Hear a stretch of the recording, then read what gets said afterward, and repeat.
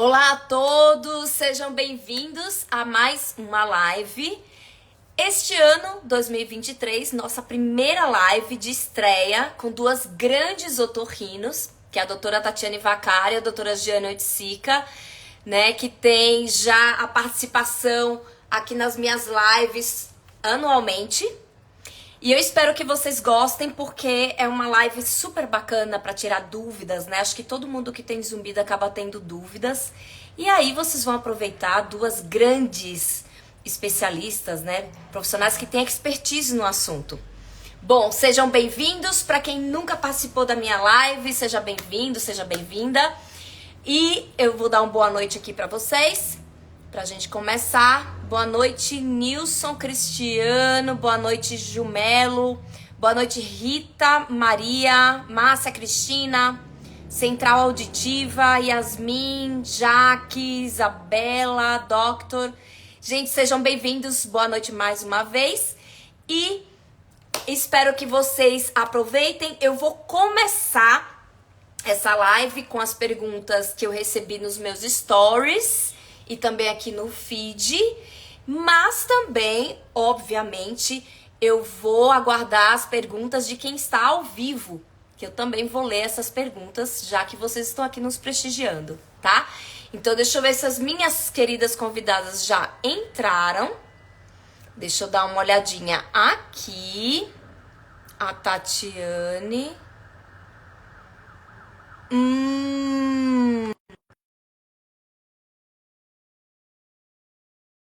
Tiane, ô Tati, deixa eu te falar, tá pedindo aqui. Oi, Giane, Olá, tudo boa bem? noite a todos. Obrigada pelo convite, Karina. Obrigada pela participação de tanta gente aí maravilhosa, curiosa sobre um assunto que nos instiga, né? Há anos, na verdade, a gente trabalha com isso há muito tempo. Verdade. Gê, você tem, não sei, seu volume tá um pouquinho baixo. Veja se você consegue aumentar, ou não sei se colocar algum fone, alguma coisa que tá um pouquinho baixo. Tá, tenta tirar o fone, que eu acho que fica melhor. Peraí. Que tá dando ruído. Eu acho que agora melhorou. Ô, Tati, eu entrei em contato para chamar você, só que tá dizendo que a versão do seu Instagram não está atualizada. Então, não sei se você consegue pegar outro celular aí na sua casa para poder entrar, porque eu pedi duas vezes, mas o Instagram falou, olha, a versão não está atualizada e por isso que não vai dar para ela entrar, tá bom? Se você puder conseguir um outro celular, tá bom? Por enquanto. Enquanto isso, eu vou conversando aqui com a doutora Jeane, tá? Bom, doutora Jeane, muito obrigada. Uma honra mais uma vez, mais um ano aqui você comigo, né? Sempre aí participando, nos ajudando, principalmente as pessoas que têm zumbido, né? Mas também profissionais de saúde que querem entender para poder ajudar os seus pacientes, né? Isso, Tati, você precisa. Deixa eu ver se eu consigo chamar você de novo, porque a sua versão. Deixa eu dar uma olhadinha. Ah, agora acho que vai. Não sei se melhorou o som. Ah, agora foi! É. Boa noite! Boa noite, cheguei! Pois é, deu certo agora. Você foi rapidinho, ela já deu certo. A variar Querida, não estava obrigada. atualizada. Obrigada por sua presença mais um ano, mais uma vez. Estou aqui feliz da vida com vocês duas aqui, grandes especialistas, pessoas que eu confio muito, profissionais que eu confio demais, né? Para que possa responder aí os nossos seguidores em relação ao zumbido. Bom, para a gente começar, né? Eu gostaria que vocês se apresentassem. Doutora Jeane, se apresente, fala um pouquinho da sua parte profissional, onde foi sua formação e aonde é que você trabalha hoje, onde é seu consultório. Olha, eu fiz doutorado no HC em 2006, sou chefe do grupo de pesquisa em zumbido do HC desde 2012 e meu consultório fica em Moema. Eu não sei se a minha voz melhorou, Cá, volume, tá. Melhorou. Tá melhor. Melhorou. Legal, é um consultório aqui em Moema, em São Paulo, tá? A doutora Jeane que coordena aí a equipe do ambulatório de zumbido aqui do Hospital das Clínicas da USP. Doutora Tatiane, fale um pouquinho de você, da sua formação. Deixa eu dar boa noite direito, né? Boa noite, Karina, boa noite, Jeane, boa noite para todo mundo. Eu fiz o Fellow de Zumbido em 2009, no HC. Depois segui trabalhando mais com zumbido, né? Estou terminando o doutorado. Se eu quiser, metade do ano estou defendendo a tese. Eu sou responsável pelo ambulatório de zumbido, que é dentro do grupo de implante coclear. É um ambulatório específico de zumbido dentro do grupo de implante coclear, no Hospital das Clínicas. Tenho consultório em São Paulo, na cidade de São Paulo, e tenho também em Alphaville, que é dentro do estado de São Paulo, que é em Alphaville, em Barueri. Legal. Ô, Tati, você está perto do roteador? A sua imagem, a sua voz está cortando. Você está Então, perto do Wi-Fi? O Wi-Fi aqui está ruim, eu tentei botar no no roteador, 3G, mas sabe? Para a vou conexão mudar. ficar melhor. Vou mudar. Tá. Legal. Bom, gente, para quem gostaria de encaminhar esta live, clica aqui nesse aviãozinho que está aqui embaixo à direita, encaminha para algumas pessoas que vocês acham que vai poder aproveitar, né, esse momento aqui com a gente até umas 10 horas da noite, tá bom? E também envia suas perguntas aqui ao vivo, tá? Para quem não me conhece, os seguidores da doutora Jeane e da doutora Tatiane, eu sou a Karina Bezerra Rocha, sou fisioterapeuta, eu tenho um consultório aqui em São Paulo e Higienópolis, sou professora de pós-graduação, dou cursos no Brasil inteiro aí para fisioterapeutas, inclusive eu abri as inscrições do meu curso presencial para fisioterapeutas na cidade de São Paulo, Porto Alegre, Recife e Florianópolis. Então, para você que tem interesse nessa área, fisioterapeuta apenas, entre em contato aqui. Tá aqui no meu Instagram, uma postagem fixada onde vocês podem entrar em contato com os telefones dos organizadores, tá? E também eu fiz meu mestrado e doutorado aqui na USP, na área de zumbido, tá bom? Então, vamos começar aqui. Eu recebi algumas perguntas pelos stories, né? A Débora Inês Alves perguntou o seguinte: é necessário exames de sangue para fechar um diagnóstico e traçar um tratamento? Doutora Jeane, o que você poderia falar para Débora? Sempre, né? Porque o zumbido é uma doença multifatorial, doença não, sintoma, né? Multifatorial, e geralmente no mesmo paciente o que a gente vê é que existe mais de uma causa, mais de um fator desencadeante, e o médico ele vai precisar utilizar várias estratégias no mesmo paciente. Então, fisioterapia, correção dos distúrbios metabólicos, às vezes aparelho auditivo, neuromodulação. Quer dizer, é difícil eu pegar um paciente único, que eu só use uma única abordagem. Então, os exames de sangue são imprescindíveis. Tatiana, você gostaria de acrescentar alguma coisa? Acho que ela faz... Eu melhorei a imagem e o som aqui? Melhorou. Ela pergunta sobre 2 fatores, né? Para fechar um diagnóstico, e aí eu super concordo com a Jeane, e para traçar uma conduta. Óbvio que para melhor conduta, quanto mais fechado tiver esse diagnóstico, melhor. Mas talvez para iniciar alguma coisa, né? Então, os dados de exame clínico e os dados de entrevista, que é a anamnese que a gente chama, eles já nos guiam para algumas hipóteses diagnósticas, aonde a gente pode iniciar algumas abordagens, mesmo numa primeira consulta. Claro, vai ter caso que a gente vai ter já alguma hipótese muito mais óbvia, e já pode começar alguma coisa, e vai ter aquele que a gente vai depender muito dos exames, né?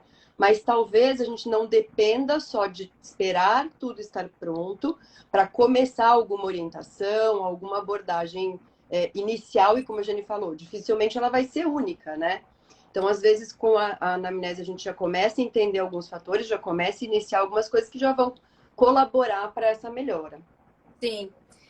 Lembrando, né, como eu trabalho muito diretamente com os meus colegas otorrinos, inclusive com vocês duas, eu vejo muito alguns exames, né, às vezes básicos, que são importantes, né? Verificar a questão de vitaminas, como é que está a questão do colesterol, se o paciente tem anemia, Por quê? Porque tudo isso o otorrino, o médico, ele vai avaliar, e se isso tiver alterado, isso pode influenciar como fator de risco para você ter o zumbido. E aí, obviamente, o médico vai poder te ajudar nesse aspecto, né? Uma vitamina que está muito baixa, poder aumentar essa vitamina, né? Repor, né? Se tiver com colesterol muito alterado, se tiver com anemia, né? Uma ferritina altíssima. Então, tudo isso o médico ele vai poder ajudar vocês nesse aspecto. E tudo isso é importante para o diagnóstico e, obviamente, para tratar, né? Agora, a página Zumbido News informativo pergunta o seguinte: por que o volume do zumbido pode variar durante o dia? É uma pergunta bem comum, mas é bem interessante, né, doutora Giane? O que você poderia dizer aí de exemplos? Por que o zumbido pode variar o volume dele, a frequência dele durante o dia? Existem inúmeras possibilidades, né? A própria questão muscular é um fator que faz o zumbido flutuar, a questão metabólica, os distúrbios do metabolismo dos açúcares, por exemplo, da tireoide, o estresse, né? Às vezes o paciente nem se apercebe, né? Mas aqueles momentos que ele está mais nervoso, o zumbido flutua, piora. Eu acho que são esses os fatores principais, né? Tem também paciente que relata que com exercício físico o zumbido aumenta ou diminui, por exemplo, né? Isso tem a ver com a questão muscular, vascular. Então, os fatores são inúmeros. Eu preciso realmente, como a Tatiana falou, colher uma boa história clínica, né? Não dá para fazer isso em 20 minutos. Geralmente eu fico 1h30 com o paciente, porque isso é que faz a diferença. E tem também, né, Tatiane, às vezes assim, uso de cafeína, drogas, cigarro, fumo, né? Tudo isso também pode influenciar, às vezes, um sono não reparador, não é isso? Substâncias estimulantes, a depender da dosagem, né? Elas podem interferir nisso. O café, é só importante a gente colocar aqui um parênteses, né? Que o café já foi muito vilão para o zumbido. Hoje a gente sabe que não é bem assim, não é qualquer dose de café que vai interferir. Tem pacientes mais sensíveis, outros menos. Mas quando a gente fala, são as doses mais irritativas para o sistema nervoso central, que são doses maiores, né? Mas essas substâncias podem alterar, e sono, sem dúvida alguma, é um fator que interfere demais, né? Por inúmeros fatores, tanto os diretos, por você não descansar mesmo, quanto por alterações hormonais que podem acontecer por conta desse sono ruim, alterações respiratórias, oxigenativas. Então, tem vários fatores que esse sono pode colaborar aí para fazer esse zumbido flutuar. Eu acrescentaria também a questão da atenção, né? Então, que é muito comum os pacientes falarem, se eu estou envolvido com alguma coisa, aí talvez a gente não possa, talvez não, a gente não chamaria isso de modulação, que não é uma mudança de volume que a gente percebe como na questão muscular, né? Que ele está aqui, ele aumenta, ele baixa com toda a consciência, mas mais uma questão mesmo de foco ou não. Então, ele pode, às vezes, estar alto de manhã e aí você começa a fazer suas atividades e pela mudança de atenção, parece que ele diminui, e quando você chega em casa, para de fazer as coisas e parece que ele volta a aumentar de novo. Então, a atenção também é um fator que faz essas mudanças. Bem colocado, porque a gente sabe, né, que tem regiões do nosso cérebro que são relacionadas ao nível de atenção, de memória, que tudo isso faz manter o zumbido, isso faz a sua percepção do zumbido ficar mais forte.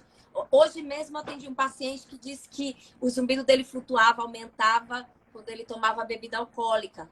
Então, o próprio álcool também, né, ele comentou isso pode acontecer. Tem alguns pacientes que comentam, inclusive, que o zumbido baixa, né, porque tem aí todo o relaxamento envolvido, principalmente com vinho, né, mas algumas outras bebidas aí, às vezes a pessoa se queixa que piora.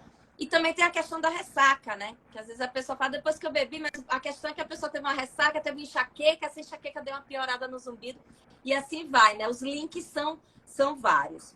Tem uma pergunta aqui da Karina, Modalo. Oi? não, só uma observação que muitas vezes eles não prestam atenção no que eles comeram junto com o que eles beberam. É verdade. Né? Isso é bem importante também. O que a pessoa comer. Eu vou fazer mais uma pergunta aqui dos stories, aí eu venho para cá pro ao vivo para responder aqui para o pessoal que está aqui, tá bom?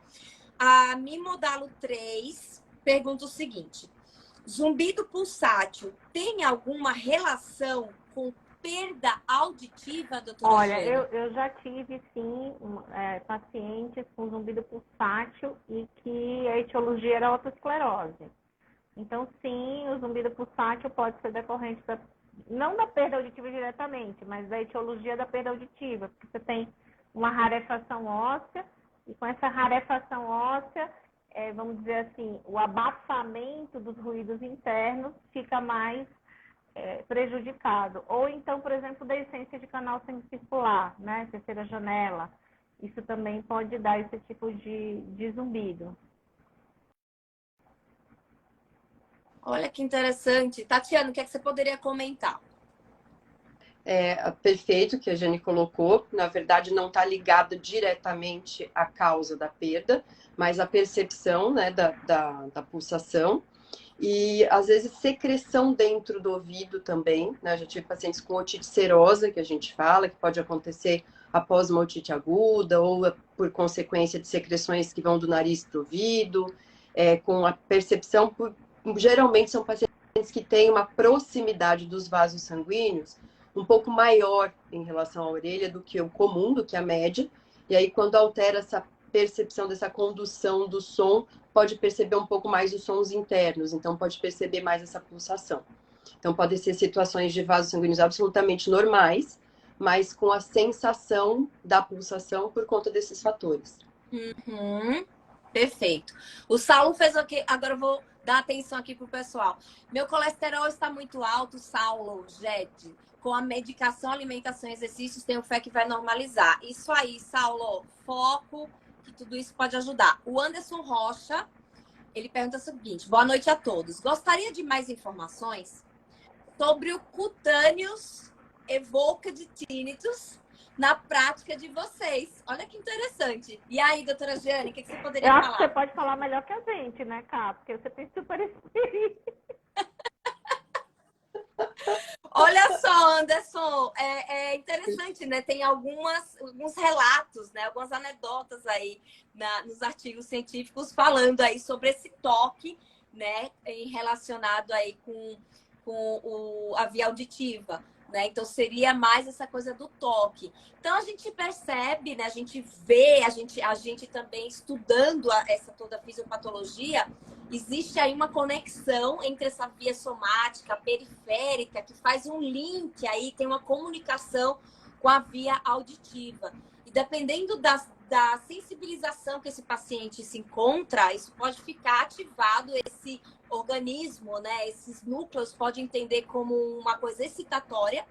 E aí essa excitação vai lá bater na via auditiva e vai deixar tudo muito agitado, fazendo essa barulheira que é o zumbido, né? Mas são poucos relatos que a gente vê na literatura. Eu, particularmente, né, na minha prática clínica, eu não vejo tanto no caso do toque muito leve. Eu vejo mais na palpação em si, da coisa da contração muscular, da presença de pontos gatilho miofaciais. Agora, o cutâneos, eles relatam mais que é um toque mais leve.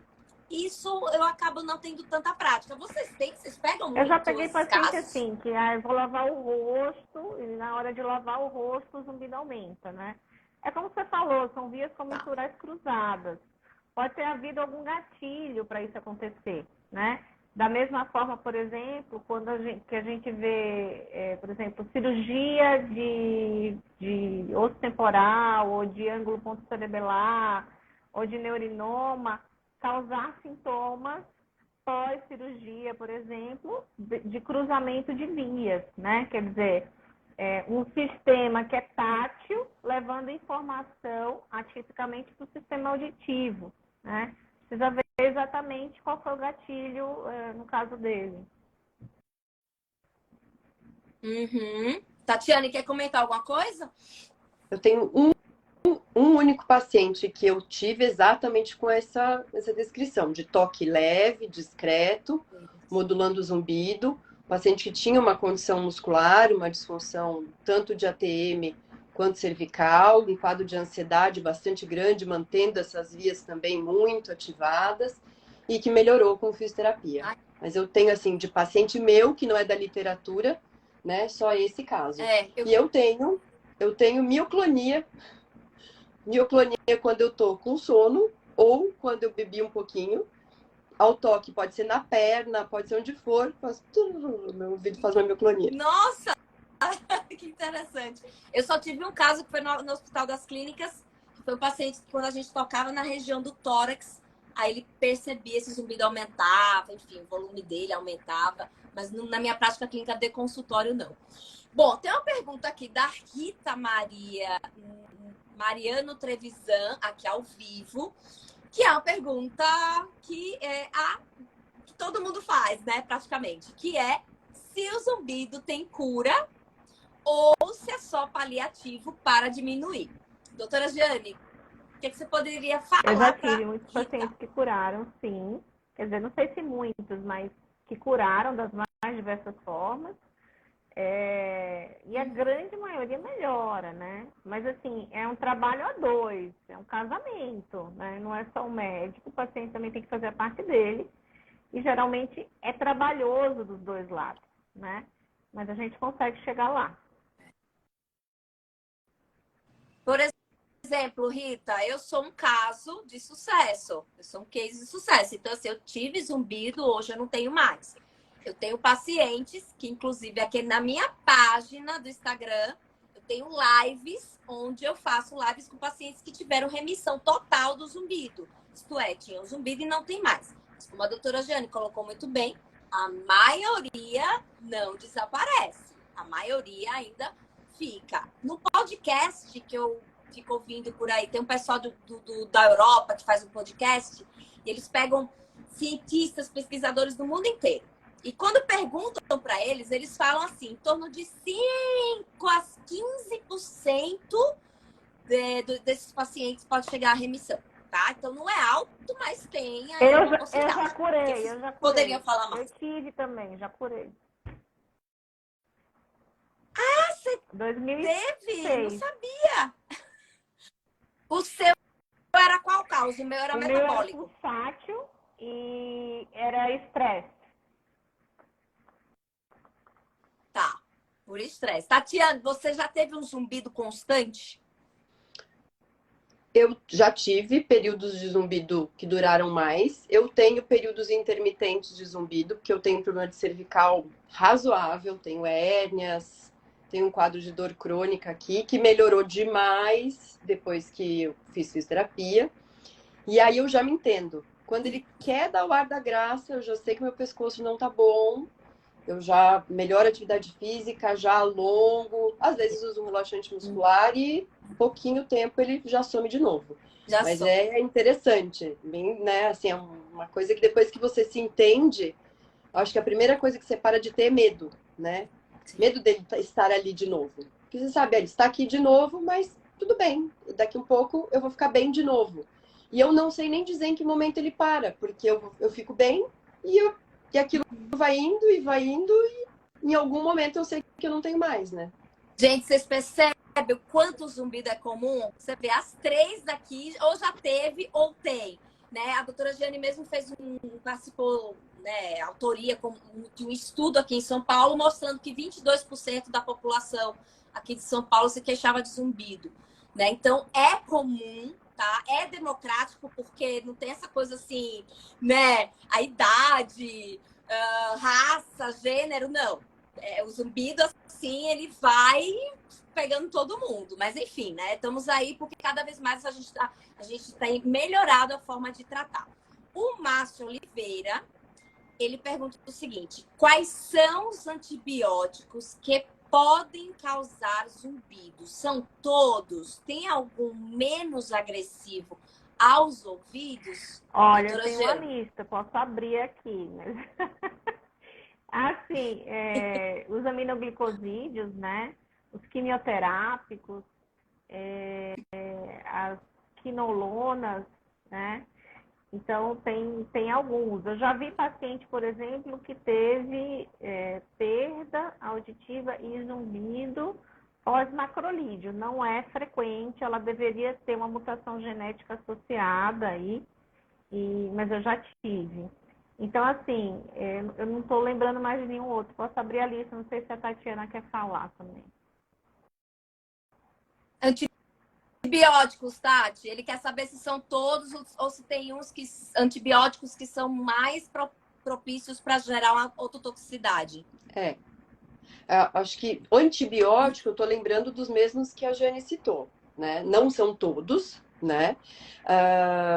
Alguns têm essa relação com uma questão genética, então tem que ter uma predisposição também genética para que aconteça. Mas o bom é que a maioria dos que a gente comumente precisa usar não são os que estão na lista, né? Dos mais que tem mais risco, né? Agora, uma coisa que as pessoas usam por conta e que pode causar problema auditivo e pode causar doenças são anti-inflamatórios, né? As pessoas esquecem e causam problemas renais, causam outros problemas, então tem que ter um pouco de cuidado com a automedicação com anti-inflamatório, né? Gente com dor adora tomar um anti-inflamatório. Todo mundo Isso pensa é verdade. na Eu não sei se gastrite. ele quer saber de nomes, mas assim, os aminoglicosídeos, por exemplo, gentamicina, neomicina, são usados mais quando o paciente está internado, porque eles são baratos e eles têm um espectro bom, entendeu? O macrolídeo, como eu falei, e as quinolonas, né? Aí, as fluoxacinas da vida também podem dar. Tá, perfeito.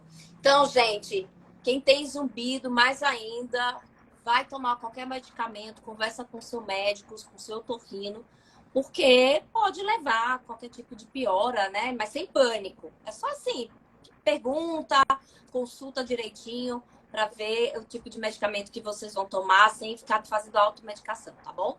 A doutora Lívia...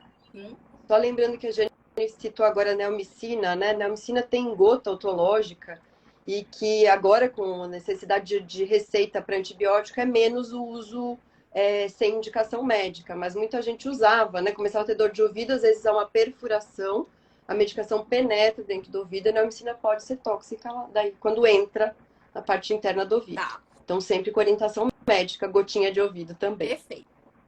A doutora Lívia Gonzaga perguntou como avaliar as causas cervicogênicas de zumbido. Bom, doutora Lívia, a gente faz alguns testes, dentre eles, alguns testes que a gente chama de testes ativos de movimentos, né? A gente pede para o paciente movimentar a cervical em várias posições, rodar, inclinar, flexão, extensão, fazer uma retração e pergunta se esse paciente percebe se tem algum tipo de modulação. O que é modulação do zumbido? Aumentar o volume ou diminuir o volume ou alterar a frequência desse zumbido, que é alterar a frequência, alterar o tipo de som. Então, além disso, o profissional ele vai fazer uma palpação toda essa musculatura, observando se tem contraturas, se tem tensões, se tem presença de pontos gatilho e perguntando para esse paciente se ele tem frequentemente queixas de dores nesta região. Nós vamos também investigar se ele pode apresentar, através de testes específicos, algum tipo de compressão, né? Se está tendo algum tipo de radiação para o braço, algum tipo de dormência, isso tudo a gente também vai fazer. Nós vamos também realizar testes para ver se tem algum tipo de limitação de movimento de cervical alta, porque essa parte da cervical alta é a que mais tem relação com o ouvido.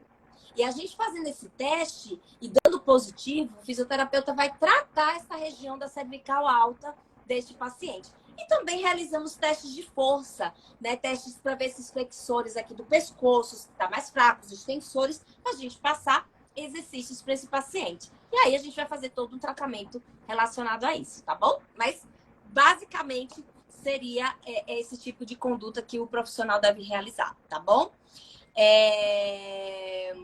A Débora perguntou: pessoas alérgicas são mais propícias ao aparecimento do zumbido, doutora Giane? Eu acho que pessoas alérgicas alertam a gente para... Primeiro que pessoas alérgicas vão ter uma liberação grande de histamina, né? E aí a gente precisa ver até se essa pessoa não tem uma deficiência da DAO, que é a enzima que metaboliza essa via, né?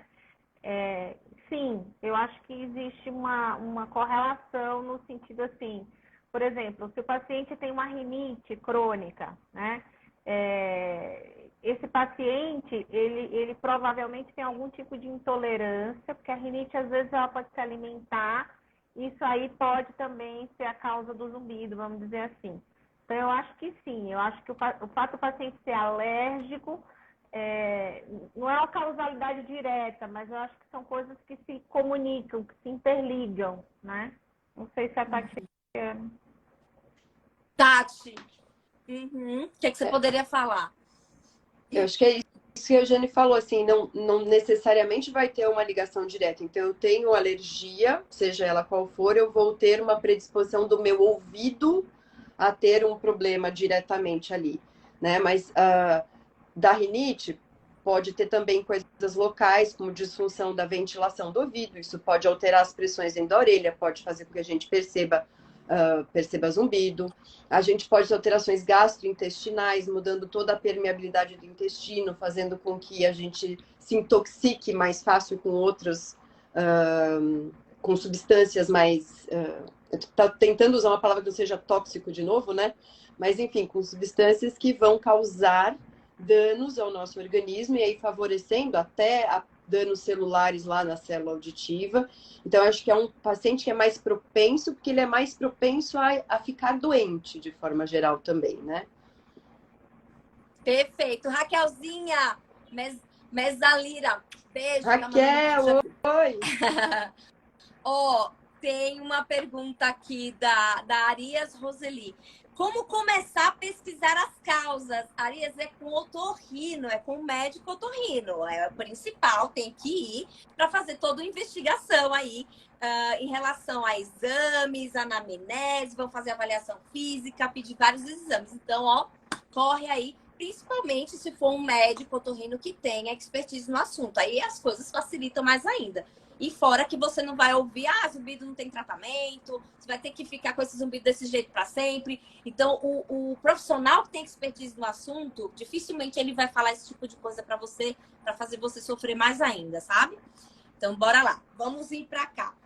A Angélica Moraes perguntou: tem o zumbido bilateral, só que de um lado parece que tem um eco. Um vento soprando. O que pode ser, doutora meu Jane? Deus, pode ser. Pode ser muita soprando, coisa. um eco, né? Um eco, uma plenitude. Com eco. Pode ser, por exemplo, uma síndrome tônica do textor do tímpano, né? Pode ser uma disfunção aí desse músculo, né? Que regula a pressão dentro da caixa da orelha média, né? Por exemplo, é uma possibilidade. Tati, qual a sua hipótese? Quando você falou eco, foram as primeiras coisas que eu pensei. Lembrando de disfunção tubária também, que é mais simples, mas também pode dar uma sensação de eco. Mas o vento é uma coisa muito interessante, né? Eu peço sempre para os pacientes imitarem, do jeito que eles conseguem. Porque vento pode ser simplesmente um zumbido, que é contínuo. Outro pode ser que é e aí eu vou pensar, tem algo vascular.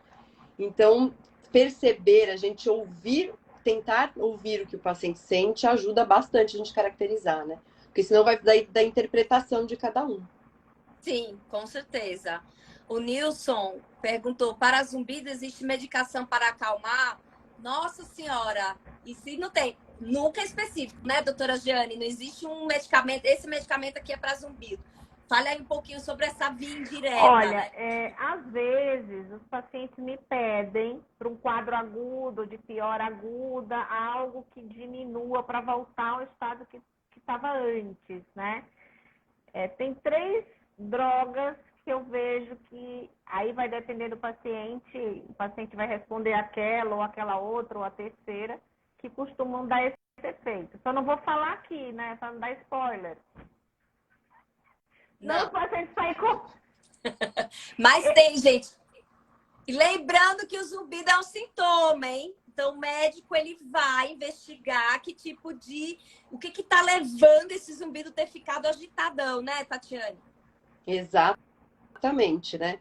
E apesar de ter uma ou outra droga que a gente pode tentar usar num momento de crise, ela também a gente vai escolher a B ou a C, a dependendo do qual é a nossa hipótese mais provável para esse paciente, né?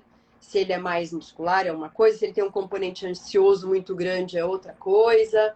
Então, essa sempre tendo em mente duas coisas que eu sempre falo para o paciente. A gente tem que ter em mente quais são as causas desse zumbido e tentar ir na causa o máximo de precisão possível e o quanto de incômodo e influência de outras vias eu tenho sobre esse zumbido, né?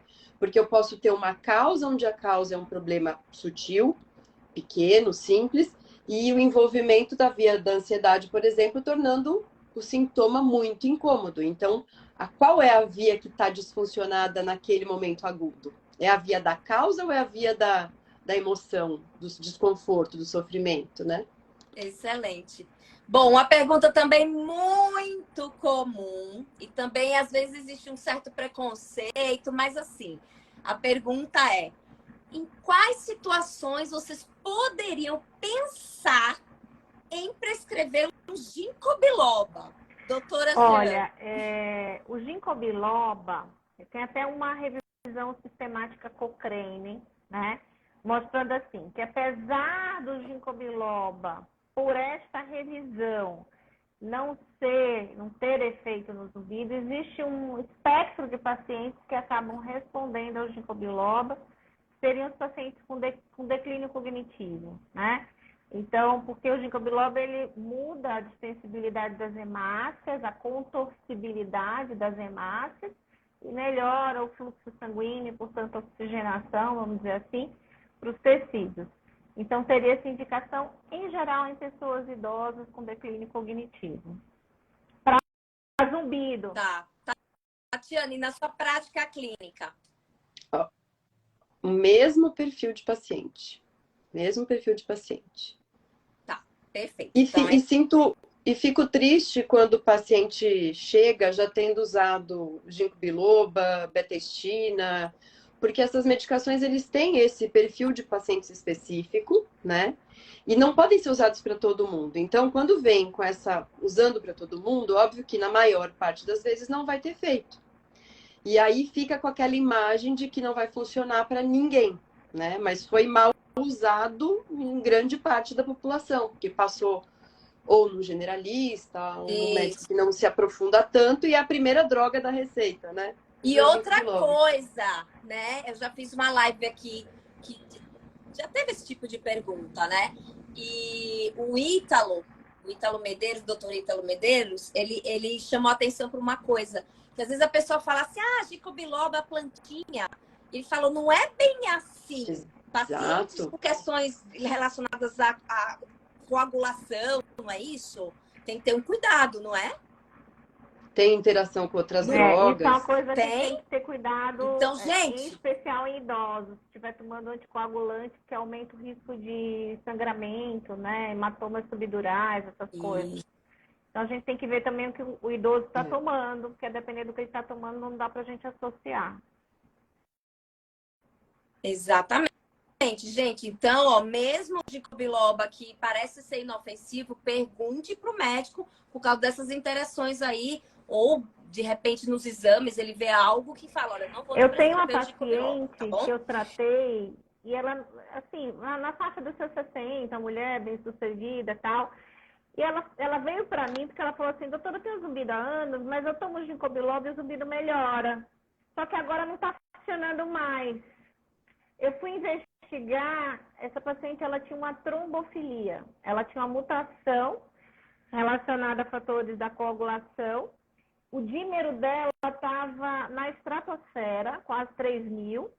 Ela passou com o hematologista, começou a tomar o anticoagulante. Então, assim, fica o alerta, né? Quer dizer, estava funcionando, de repente parou de funcionar. Olha só. Tá vendo? Por isso que teve um seguidor aqui para fala sobre as drogas. É um perigo falar nomes das drogas por essa questão de automedicação. Então, assim, gente, os médicos estão aí para poder ajudar vocês, tá bom? Em particular. A Paty Alan perguntou aqui nos stories qual tem sido os meus resultados no tratamento de zumbido com TENS. Bom, eu tenho utilizado muito a estimulação transcutânea auricular vagal. né? Isso realmente eu tenho utilizado e eu tenho ficado muito feliz com os resultados. Pacientes que têm saído até quando ele termina a consulta, ele fala, eu não estou percebendo o zumbido. Isso tem acontecido, esse é um tratamento novo, tá? Que a gente tem utilizado em pacientes com zumbido. Então, pensando em estimulação transcutânea, eu estou usando mais auricular vagal, tá bom? O Cleverson me perguntou sobre tratamento de fisioterapia à distância específica para casos de zumbido, se funciona igual a presencial, resolve igual como é. Coincidentemente, hoje eu fiz uma postagem, porque eu recebo muito sobre esse tipo de pergunta, né? Eu faço minha consulta aqui particular, presencial, aqui em Higienópolis, São Paulo, mas eu faço também teleconsultas para o Brasil inteiro, para pacientes do exterior. E como é que eu faço? Eu colho a história, eu vou fazer o diagnóstico fisioterapêutico e, a partir disso, eu vou passar exercícios para esse paciente e várias orientações. E aí, o que acontece? Ele precisa receber esse tratamento, receber um toque com as mãos do fisioterapeuta, né? E aí eu vou em busca desse profissional no local, na cidade desse paciente e vou discutir o caso desse paciente para que a gente consiga o melhor resultado possível. Então, eu monto o raciocínio clínico e discuto com o colega dizendo, olha, eu faria assim, eu trataria dessa forma, eu acho que tem que agir dessa forma, tá bom? Mas tem que ter o tratamento presencial. A Cristiane Marchiori falou, meu otorrino disse que não tem jeito o zumbido, que preciso me acostumar com o zumbido. O que fazer, doutora Jeane? Porque é uma frase muito comum, né? Que esses Fuja do seu otorrino. O que você poderia dizer para eles? Fuja do seu otorrino. bem objetiva. Tati, fala aí. Ai. Exatamente. Assim, às vezes o profissional fala na melhor das boas intenções. É muito comum também ouvir, né, de profissionais mais antigos, assim, eu também tenho minha filha, né? Eu até acho que alguns deles falam realmente com a melhor das boas intenções, porque estão bem com os seus zumbidos. Quero crer sempre na bondade das pessoas, né? Mas não, se a orientação é essa, procure um profissional que, de preferência, se possível, capacitado, né?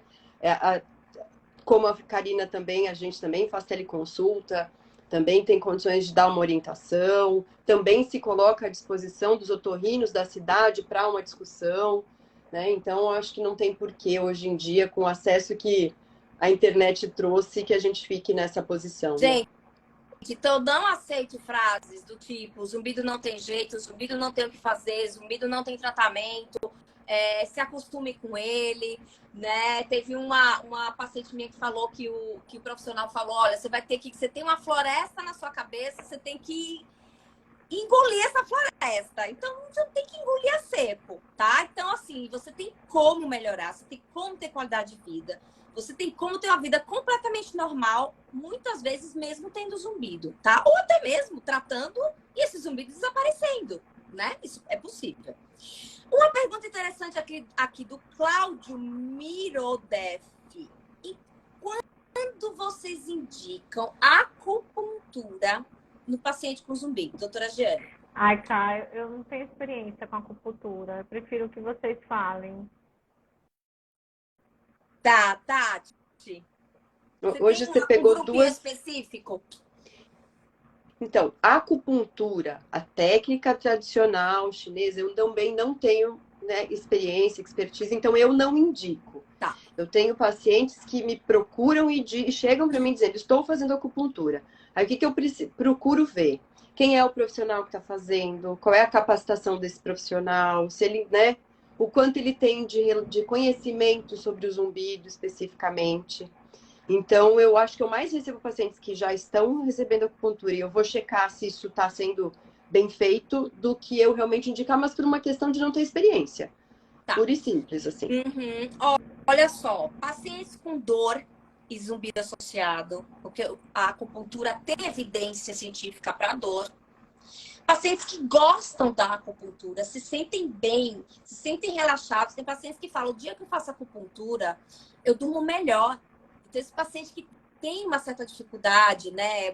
Não tem um sono tão reparador e a acupuntura ajuda, também é indicado, tá?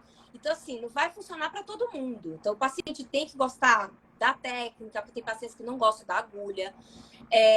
Mas, para a gente poder trabalhar, por exemplo, pacientes com ansiedade, eu gosto de indicar, né? Então, eu pensaria mais nessa linha, tá bom?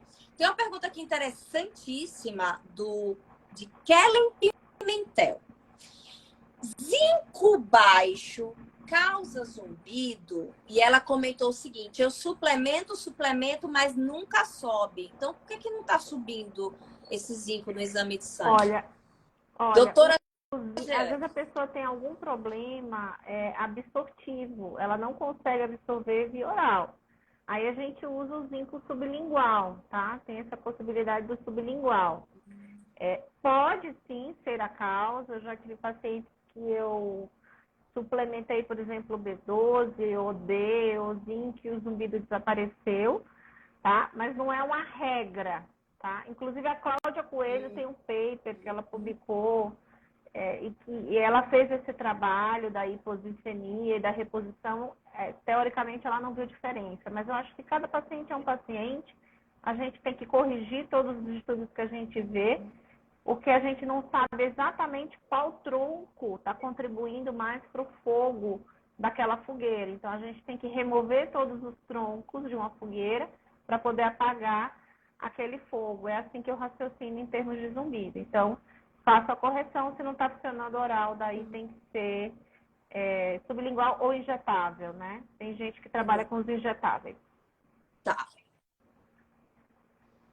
Tati. Eu vou fazer uma pergunta para a Jane para fazer um alerta para ela. Eu não sei, Jane, eu pensaria em ela ficar atenta a outras questões que ela pode, outras vitaminas, ou né, que ela não esteja absorvendo também. Eu não sei se você sabe da possibilidade de só ter uma dificuldade de absorção específica ao zinco, ou se seria mais importante ela ter esse olhar mais global aí de alguma síndrome desabsortiva, alguma coisa mais generalizada. Ela pode estar com deficiência de outras coisas também. É sempre complicado a gente responder uma pergunta dessa, porque a gente não conhece o paciente. Você tem razão, né? Pode ser outra coisa que ela nem imaginou, nem pensou, porque a gente não conhece o caso dela, é verdade.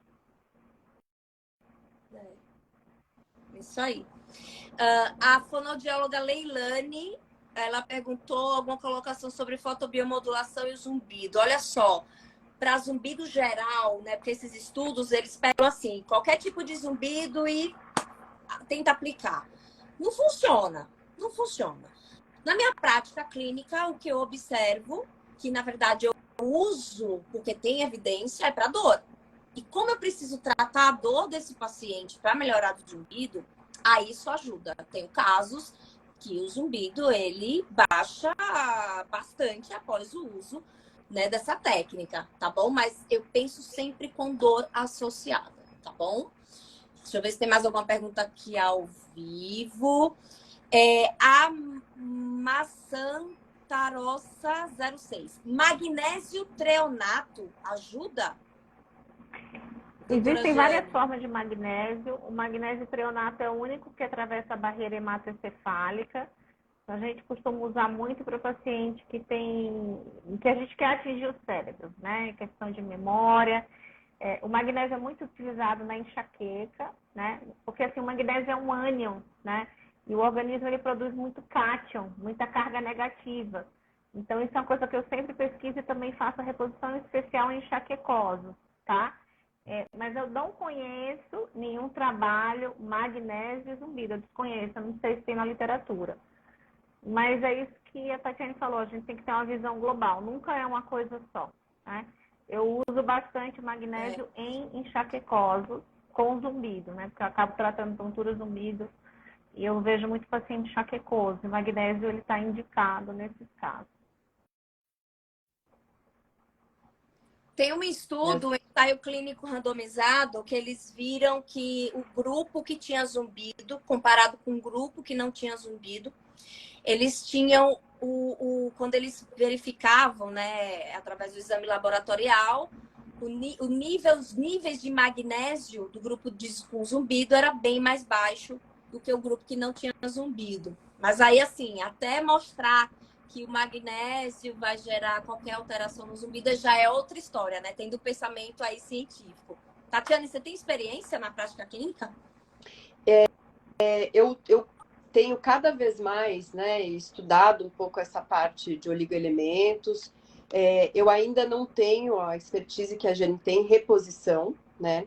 Então eu tenho buscado e quando eu encontro essas substâncias baixas, eu faço uma reposição, mas eu ainda acho que eu não tenho a experiência tão grande de saber qual é o melhor oligoelemento para qual situação, né? Ainda estou engatinhando um pouquinho nessa parte, mas sempre acho que essa visão integrativa ela é super importante, mais do que nunca no paciente com problemas de sintomas otoneurológicos, né? Zumbido, tontura, ele tem que ter um olhar global, não tem jeito. Tem. Mas eu acabo, na maioria das vezes, não eu mesma fazendo a suplementação, eu passo para o nutrólogo que eu conheço para avaliar isso melhor. A Viva agora perguntou, né? Perda auditiva é a causa do zumbido. Olha, o que a literatura nos mostra é que de 90, tem uns que falam 96% das pessoas que têm zumbido têm perda auditiva. Então já dá para perceber aí essa associação fortíssima, né? Relacionada à perda de audição. Uma coisa? Eu recebi um paciente que passou com otorrinos famosos. Ele tinha tido um trauma acústico e ele estava com um zumbido, tá? Então ele tinha uma perda auditiva como causa do zumbido. O otorrino que atendeu ele falou, olha, se você tivesse vindo antes, logo que deu o trauma acústico, eu teria entrado com corticoide para você, X, e teria tratado, aí poderia funcionar, etc. Só um parênteses, esse paciente, ele fez fisioterapia e o zumbido melhorou pra caramba. Então, assim, eu acho que a gente não pode estar cego para a etiologia. Às vezes, a etiologia do zumbido que desencadeou pode não ser o único fator que esteja mantendo aquilo ali. E você pode ajudar o paciente de outras formas. Então, fica só um alerta para a gente não ficar cego. Assim, mesmo diante de uma etiologia que você não consegue corrigir, vamos supor, ainda assim eu posso ajudar o paciente atuando em outras áreas. Só esse alerta. Com certeza. Que a gente, eu brinco dizendo que vem um combo, né? Então o paciente tem várias coisinhas, várias gravetinhos formando aquela fogueira do zumbido, você vai tirando gravetinho, e a pessoa realmente melhora do zumbido. A Albanita Cunha, ela perguntou, eu tenho perda de audição. Eu tenho perda auditiva e gostaria de saber quais são as possibilidades de melhora ou quem sabe terminar com zumbido, né? Lógico. Quer dizer, a pessoa que tem perda, eu recebo muitos tipos de pergunta, no meu caso não tem jeito porque é perda. Gente, lembre-se que muitas pessoas têm perda de audição e nem tem zumbido, né?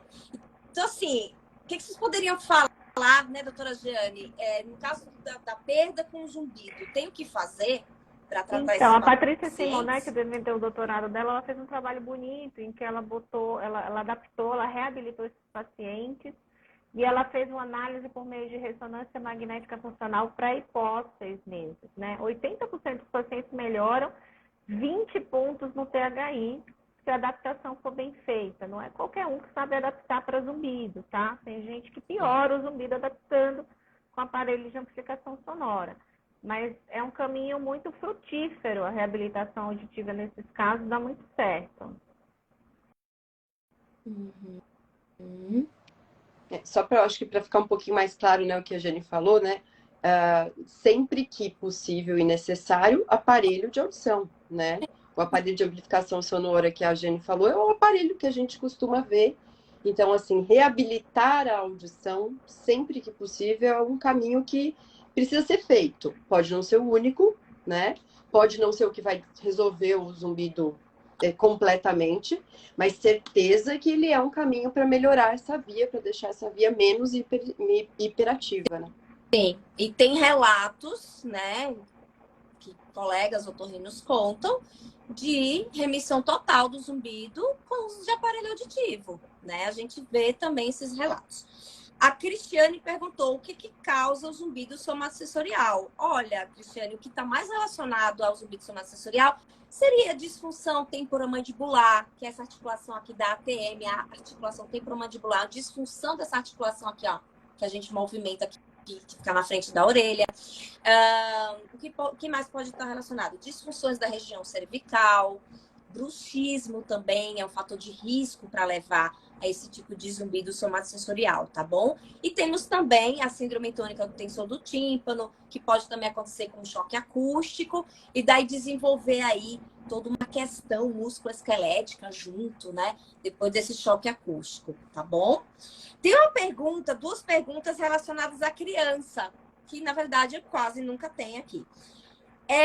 A minha querida amiga Gessilene perguntou se com crianças vocês utilizam THI ou não. E se zumbido em criança tem tratamento muito diferente do adulto. Se vocês agem de forma diferente. Doutora Jeane. Eu também tenho um pouco de experiência com criança. A gente atende alguns casos lá no HC, mas são poucos, viu, Karina? E assim... Tá. Criança pode ter de tudo, pode ter o estresse, pode ter zumbido objetivo, já vi zumbido objetivo em criança. Precisa investigar realmente como a gente faz com adultos. A abordagem não é tão diferente, não. Não sei a experiência da Tati. A gente tem pouco criança, né? Primeiro, por ser menos prevalente em criança. Segundo, porque talvez elas não se queixem, se elas têm. E aí eu sempre gosto de colocar uma coisa interessante, assim, importante, eu acho, do meu ponto de vista. Se identificar que seu filho tem zumbido, se ele não chegar para você reclamando, ai, mamãe, tem um barulho me incomodando, ele vai comentar e você perceber que é um zumbido. Primeira coisa, não vincule para ele que isso pode ser um problema, né? Leve ao médico, leve ao otorrino, mas de uma forma natural, para não trazer esse vínculo com algo que é ruim, com algo que é negativo, porque às vezes a criança não se queixa justamente por isso, porque ela não entende que aquilo é um problema. E entender que aquilo é um problema é um fator de manutenção do zumbido, né? Então isso é muito importante também. Então, claro, leve, vamos investigar, vamos ver se tem um problema auditivo, né? Acho que uma coisa que a gente encontra é alguma alteraçãozinha auditiva, às vezes acontece, de pegar na criança que não pegou na primeira investigação auditiva lá do recém-nascido. E o que eu tenho visto, eu não tenho uma experiência grande em criança pequena, tenho um pouco mais em adolescente, mas o que eu tenho visto é bastante alteração metabólica nesses jovens aí, né? Tá todo mundo comendo super mal, mega estressado, bastante caso de ansiedade. E aí eu vejo já alguns adolescentes assim com alterações metabólicas, provavelmente essa célula já não tá muito legal aí, já tá gerando uma disfunção dessa via auditiva e com um grau de ansiedade muito grande, não conseguindo lidar com esse e outros problemas. Pós-pandemia, acho que foi o período que eu mais atendi adolescente e criança de 8, 9 anos. O que elas tinham em comum? Bruxismo, dor de cabeça de origem muscular e dor cervical. Impressionante. E começaram a ter muitos hábitos parafuncionais. Roer unha, ficou mordendo muito lábio. Então, tudo isso eu fui investigando e eu vi o que eles tinham em comum, né? Bem interessante. E eu utilizo o THI, eu utilizei com eles e eles souberam responder de boa, né?